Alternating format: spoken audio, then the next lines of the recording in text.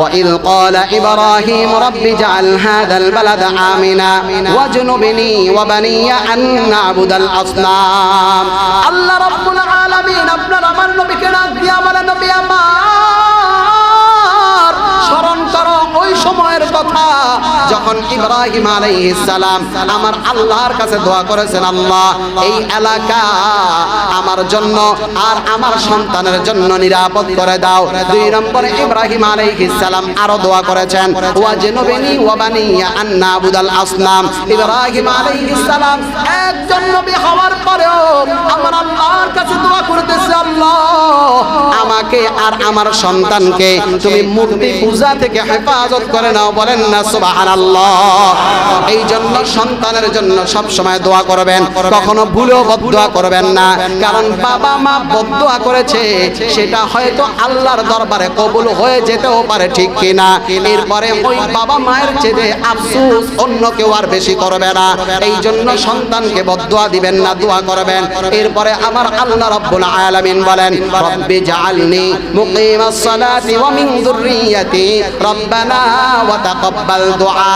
পয়গম্বর ইব্রাহিম আলাইহিস সালাম আমার আল্লাহর কাছে দোয়া করেছেন আল্লাহ আপনি আমাকে আর আমার সন্তানদেরকে, আমাকে আর আমার পরিবারের সবাইকে নামাজ কায়েমকারী বানায় দেন। বলেন না সুবহানাল্লাহ।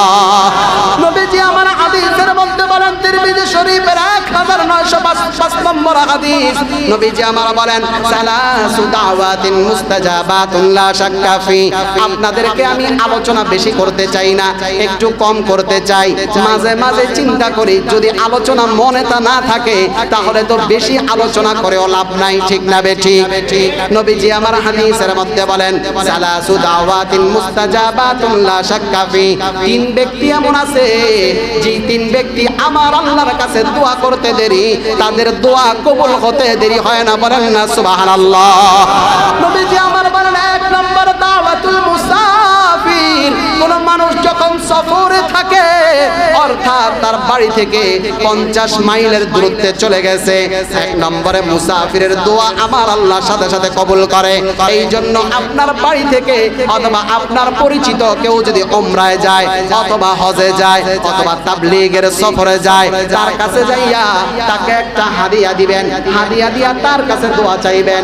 কারণ নবীজি আমার হাদিসের মধ্যে বলেন মুসাফির ব্যক্তি যখন দোয়া করে সেই দোয়া আমার আল্লাহ সাথে সাথে কবুল করে। দুই নম্বরে হলো দাওয়াতুল মাজলুমি।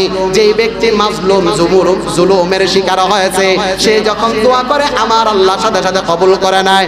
তিন নম্বরে আমার নবী বলেন দাওয়াতুল ওয়ালিদ। কোন বাবা মা যখন সন্তানের জন্য দোয়া করে আমার আল্লাহ ওই দোয়ার সাথে সাথে কবুল করে নেয়। সুবহানাল্লাহ।